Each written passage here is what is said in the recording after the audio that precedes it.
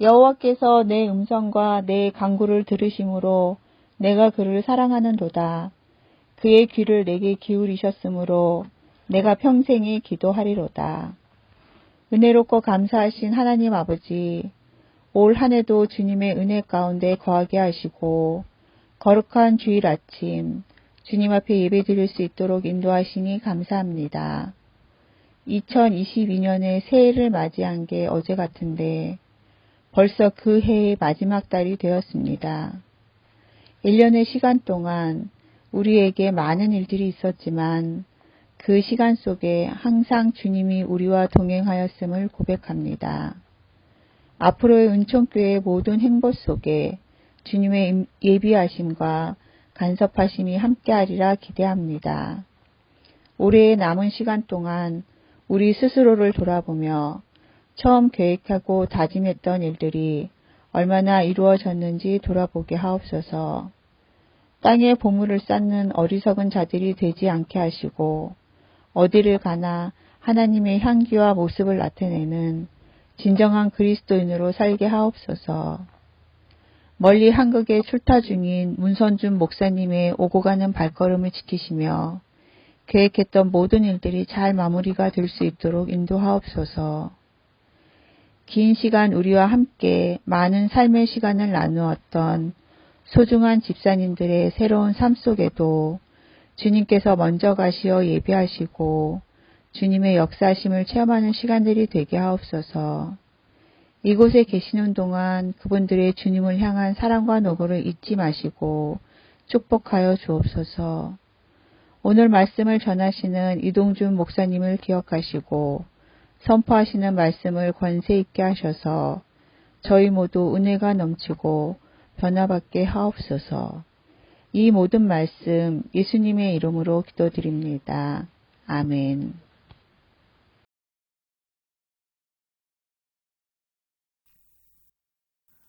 나는 전능하신 아버지 하나님 천지의 창조주를 믿습니다.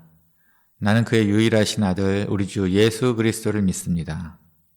그는 성령으로 잉태되어 동정녀 마리아에게서 나시고 본디오 빌라도에게 고난을 받아 십자가에 못 박혀 죽으시고 장사된 지 사흘 만에 죽은 자 가운데서 다시 살아나셨으며 하늘에 오르시어 전능하신 아버지 하나님 우편에 앉아 계시다가 거기로부터 살아있는 자와 죽은 자를 심판하러 오십니다. 나는 성령을 믿으며 거룩한 공교회와 성도의 교제와 죄를 용서받는 것과 몸의 부활과 영생을 믿습니다. 아멘.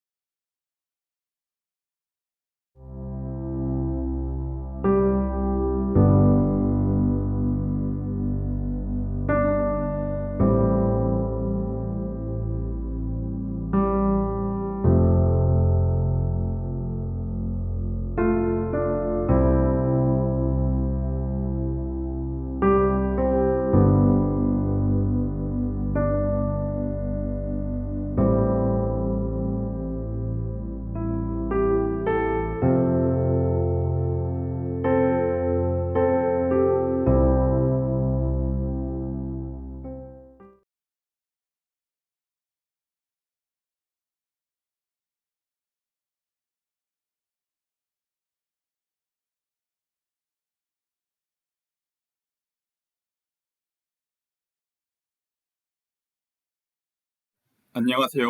이동주 목사입니다. 주님의 이름으로 문안드립니다. 평안하신지요? 한 청년이 있었습니다. 일찍이 부모를 잃고 자신의 형과 함께 살아가고 있는데요. 가정을 책임져야 하기 때문에 성실하게 살아가는 형과 달리 동생은 인생 다 산 듯 동네 불량배들과 어울리며 날마다 술판을 벌이고 동네를 시끄럽게 하며 새벽에 들어오는 날들이 빈번했습니다. 어느 날 동생이 술에 취해 친구들과 함께 거리를 걷는 중에 한 남성을 발견하고 술값을 마련하기 위해 강도짓을 벌입니다. 그저 순순히 돈을 내어주었으면 좋았을 텐데 그 남자는 저항을 합니다. 동생은 칼을 꺼내 들었고 몸싸움을 하는 중에 그 남자가 그만 찔려 죽게 됩니다. 이 겁만 주려는 것이었는데 찌른 동생도 놀라고 그 남자가 쓰러지자 친구들은 모두 나 몰라라 도망을 가게 됩니다. 동생도 어찌할 바를 몰라 허겁지겁 집으로 도망쳐 들어오는데요. 동생의 옷에는 이미 그 남자의 피가 흥건히 묻어 있습니다. 형은 방 안에 들어가 벌벌 떠는 동생을 발견하고 그의 옷을 벗기고 자초지종을 듣습니다.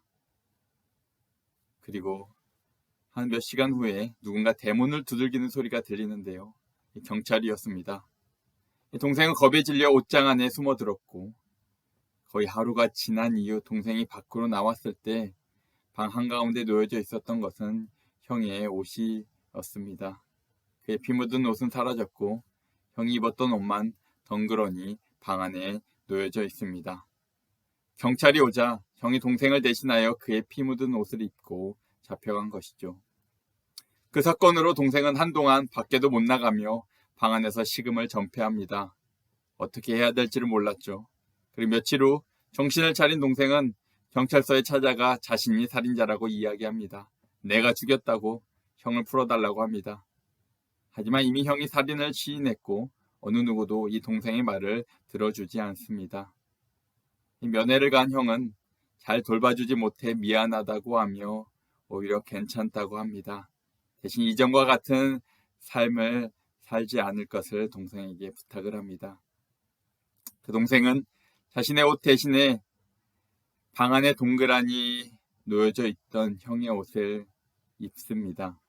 형의 희생을 기억하고 더 이상 옛날처럼 살지 않겠다는 그의 결심이죠. 형은 수감되었고 시간이 좀 흐르자 그의 옛 친구들이 다시 그에게 찾아옵니다.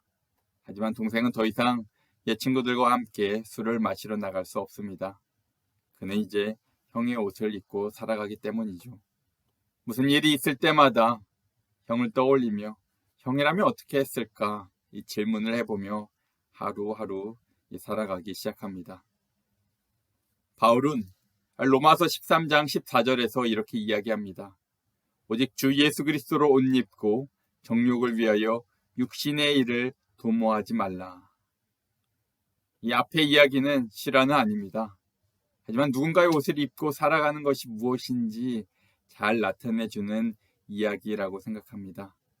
형의 옷을 입은 동생이 이제 형을 떠올리며 형의 정체성을 가지며 살아가는 것처럼 예수 그리스도의 옷을 입은 사람들은 아마도 이 예수님을 떠올리며 살아갈 것입니다. 그런즉 이제는 내가 사는 것이 아니요 오직 내 안에 그리스도께서 사시는 것이라. 이 고백이 비단 바울의 고백뿐만이 아니라 우리 모두의 고백이 될 줄로 믿습니다. 바로 교회의 정체성은 그리스도를 따르는 여러분 한 명 한 명의 정체성은 예수 그리스도입니다. 따라서 그리스도로 옷을 입는다는 것은 이 겉에 보이는 행동의 영역만을 나타내는 것이 아닙니다. 우리가 믿는 진리는 우리가 단순히 좋은 사람이 되어야 한다고 가르치지 않습니다. 그래서 이거 해라 저거 해라 이거 하지 마라 저거 하지 마라라고 우리의 행동 영역을 정해주는 것이 아닙니다. 이런 행동 영역을 정해주는 금욕주의 또는 율법주의와 같은 메시지들이 있죠. 이런 메시지를 향해 사도 바울은 이렇게 판단을 내리고 있습니다. 이런 것들은 자의적 숭배와 겸손과 몸을 괴롭게 하는 데는 지혜 있는 모양이나 오직 육체 따르는 것을 금하는 데는 조금도 유익이 없느니라.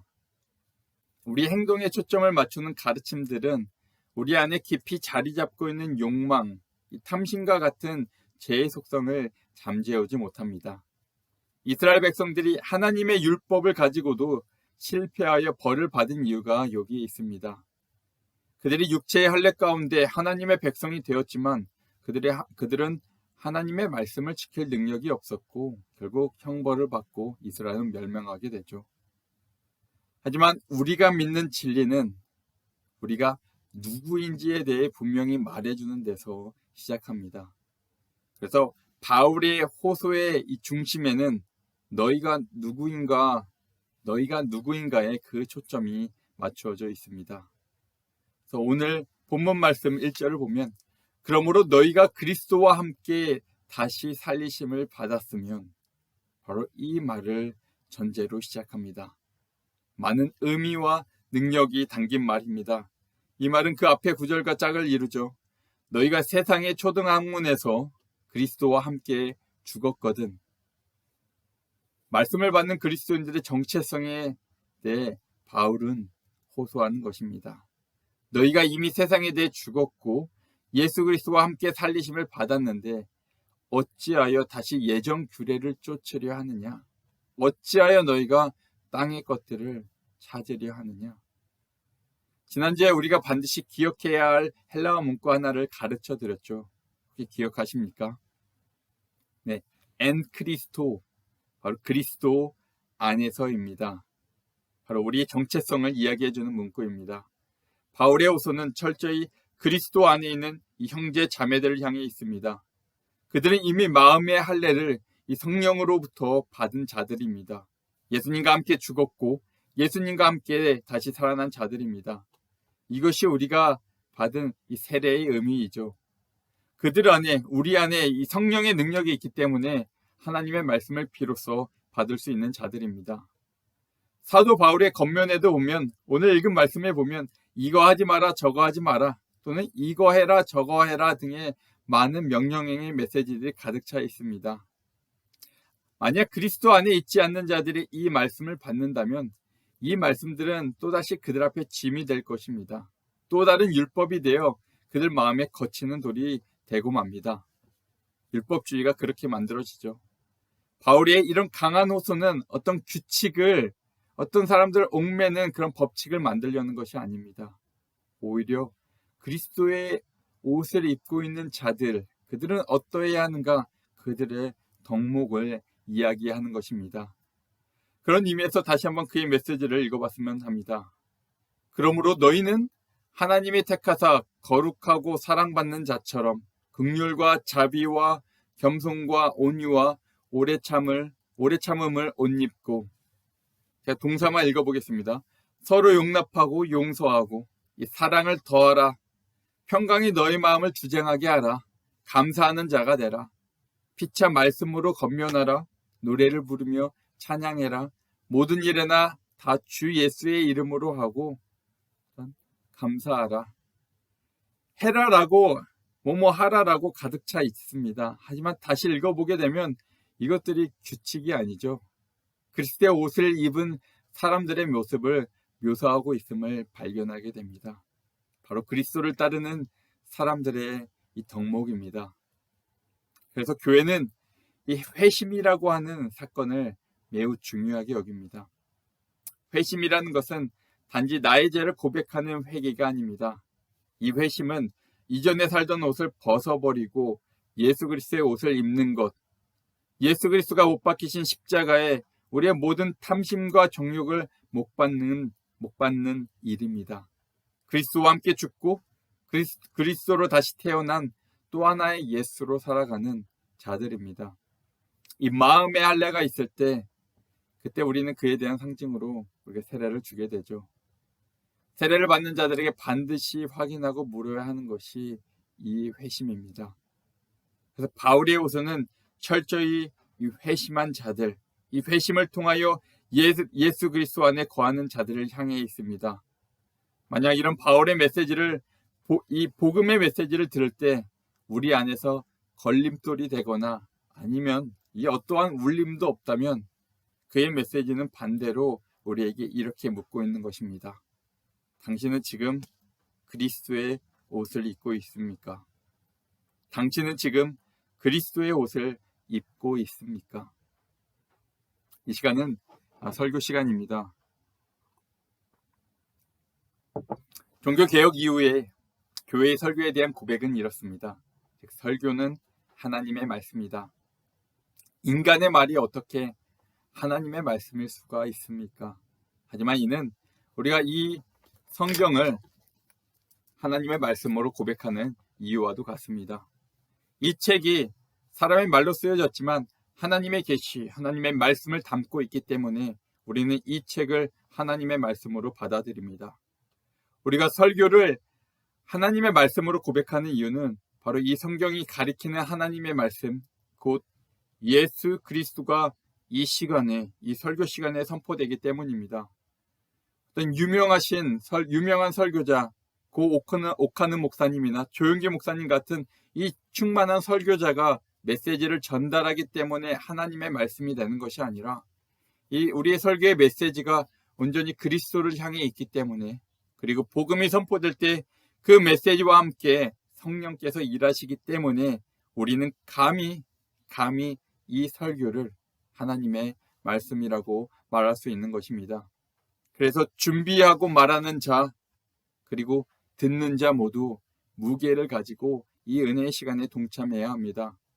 그래서 반드시 기도가 이 설교자와 또한 청중들을 위해 필요하며, 이 시간에 교회의 머리 대신 예수 그리스도가 선포되는지 아니면 탐심에 근거하여 선포되는 것은 아닌지, 분별함이, 이 메시지를 분별함이 교회에 반드시 요구됩니다. 제가 이 시간에 전하는 말이 머리 대신 예수 그리스도를 향해 있지 않거나, 아니면 제 안에 여전히 깊숙이 감추어진 이 탐심 가운데 하나님의 말씀을 선포하고 있지는 않은지, 마치 자랑하듯이 그렇게 말씀을 전하고 있지는 않은지 여러분이 반드시 분별하셔야 합니다. 이 자리는 새로운 것들이 선포되어져야 하는 자리가 아니라, 이 설교는 이 성경이 증거하는 예수 그리스도를 항상 향해 있어야 합니다. 그러므로 사랑하는 우리 성도님들, 이 시간 다시 한번 부탁드리지만 교회를 위해 기도하실 때 이 말씀 시간을 위해 반드시 기도를 부탁드립니다. 사도 바울이 교회의 머리 대신 예수 그리스도를 바라보고 그의 몸된 교회를 향해 호소했던 것처럼 우리의 설교도 예수 그리스도를 바라보고 예수 그리스도의 몸된 교회를 향해 있어야 합니다. 사랑하는 성도님들, 여러분들은 그리스도의 옷을 입고 계십니까? 그렇다면 오늘 이 말씀들을 받으십시오. 그러므로 너희가 그리스도와 함께 다시 살리심을 받았으면 위의 것을 찾으라. 거기는 그리스도께서 하나님 우편에 앉아 계시느니라. 위의 것을 생각하고 땅의 것을 생각하지 말라. 그러므로 땅에 있는 지체를 죽이라. 우리가 마음의 할례를 받았음에도 불구하고 이미와 아직 사이의 역사 가운데 살아가는 존재들이기 때문에 완전하지 않은 모습일 수밖에 없습니다. 우리는 서로 다투고 넘어지고 또한 깊숙이 자리 잡은 이 욕망과 탐심이 우리 마음을 다시 차지하면서 과연 내가 그리스도인인가 헷갈릴 때가 더 많은 이 불완전한 모습들로 가득 차 있습니다. 나도 모르는 사이에 하늘의 것들을 생각하는 것이 아니라 이 땅의 것들을 생각하는 우리를 발견하게 됩니다. 그러기에 우리는 그리스도를 통해 주어지는 하나님의 은혜 없이는 이 교회로서 살아갈 수 없습니다. 그럴 때마다 우리는 우리의 뭔가 더 열심히 해보려고 하는 것이 아니고 나의 선함, 나의 의를 만들어내는 그런 것에 집중하는 것이 아니고 우리는 더욱 머리 대신 예수 그리스도를 붙잡아야 합니다. 한때 이런 문구가 유행했던 적이 있습니다. What would Jesus do? 예수님이라면 어떻게 하셨을까? 첫 서두에서 이런 이야기를 들었죠. 형의 옷을 입은 동생이 어떤 일을 마주할 때 고민이 된다면 자연스럽게 형이라면 어떻게 했을까라고 마음속으로 되새길 것입니다. 형의 정체성을 가지고 바로 살아가기 때문입니다. 그와 같은 의미에서 이 땅에 살아가는 그리스도인들에게 이 질문은 예수님이라면 어떻게 하셨을까? 이 질문은 우리가 그리스도 안에 거하는데 도움이 됩니다. 물론 각자의 생각과 판단이 다르기 때문에 이 자기만의 방식으로 예수님을 생각하게 됩니다. 그래서 종종 문제가 되기도 하지만 그럼에도 불구하고 이런 실천은 우리가 그리스도와 함께 걸어가는 데 있어서 매우 필요합니다. 예수님이라면 어떻게 하셨을까? 잠깐 멈추어 이 질문을 하는 것만으로도 우리로 하여금 그리스도와 더욱 가까이 나아가게 만들어줍니다. 우리로 하여금 내가 이 땅에 살아가는데 내가 살아가는 것이 아니고 예수 그리스도께서 살아가신다는 고백을 다시 한번 더 하게 만들어줍니다. 그래서 매일 밤 잠자리에 드실 때 잠시나마라도 내일 아침에 예수님께서 우리 집에 오셨다면, 만약에 예수님이 내 위치에 있으셨다면 무엇을 가장 먼저 하셨을까 생각해 보시면서 기도하시면서 잠이 드심이 어떠하실까요? 그리고 그 다음날 눈을 뜨셨을 때 그 아침을 주님과 함께 시작한다면 그 하루의 삶이 어떨까요? 아마 그곳에서 우리 주님께서 당신을 기다리고 계실 것입니다. 사랑하는 성도님들, 이 3주에 걸쳐 골로새서를 살펴보았습니다. 하지만 이 마지막 시간에 제가 강조할 것은 이 한 가지밖에 없습니다. 제가 3주에 걸쳐 발견한 것은 이 한 가지밖에 없습니다. 바로 예수 그리스도입니다. 그분은 우리의 생각보다 더 크신 분이십니다. 단순히 하나님과 우리와의 관계를 회복하시기 위해 하나님의 어린 양으로서 십자가에 달려 돌아가신 분이 아니라 이 만유의 주이시며 모든 만물이 그로 인해 만들어졌고 그를 위해 존재하는 그런 분이십니다. 그분이 교회의 머리가 되셨고 우리를 교회로 부르셨습니다. 그리고 오직 우리가 머리이신 예수 그리스도를 붙들 때야만 하나님의 은혜가 이 교회에 존재합니다. 우리가 그 안에 거할 때 그제야 비로소 우리는 하나님의 충만하심을 경험하게 됩니다. 다른 통로가 우리에게 필요치 않은 것이죠. 우리는 이 땅에 살아갈 때 그리스도의 옷을 입고 살아가는 자들입니다. 엔 크리스토, 그리스도 안에 머무십시오. 그 안에서 우리 주님의 평강이 여러분을, 우리 교회를 굳게 지키실 것을 믿으며 간절히 소망하며 이 말씀을 마치도록 하겠습니다. 기도하겠습니다. 존귀하신 하나님 아버지, 골로새서의 말씀을 통해 다시 한번 우리의 머리 대신 예수 그리스도를 바라보게 됩니다. 우리가 오직 예수님을 바라볼 때에 하나님의 은혜가, 하나님의 사랑이 우리에게 임함을 깨닫게 됩니다.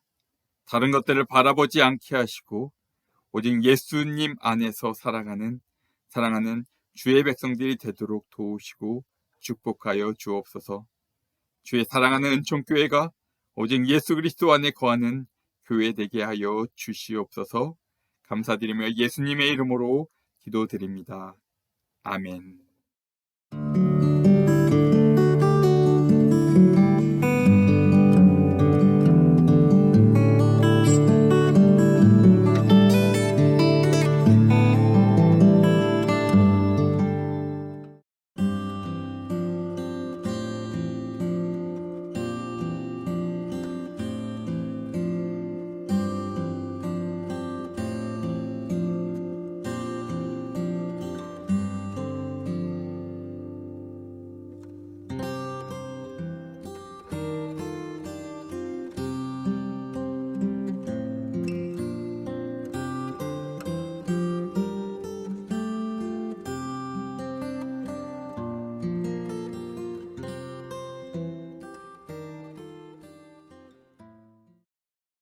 드리신 예물 위해 기도하고 축도로 예배를 마치겠습니다. 사랑의 하나님, 주님께서 허락하신 모든 것들 가운데 그 일부를 감사함으로 하나님께 드립니다. 이 땅의 모든 축복들이 주님으로부터 온 것임을 고백하며 주님의 이름을 찬양하며 감사를 드리오니 이 드리는 마음들 가운데 예수 그리스도의 은혜가, 하나님의 사랑이 항상 넘치게 하여 주시옵소서.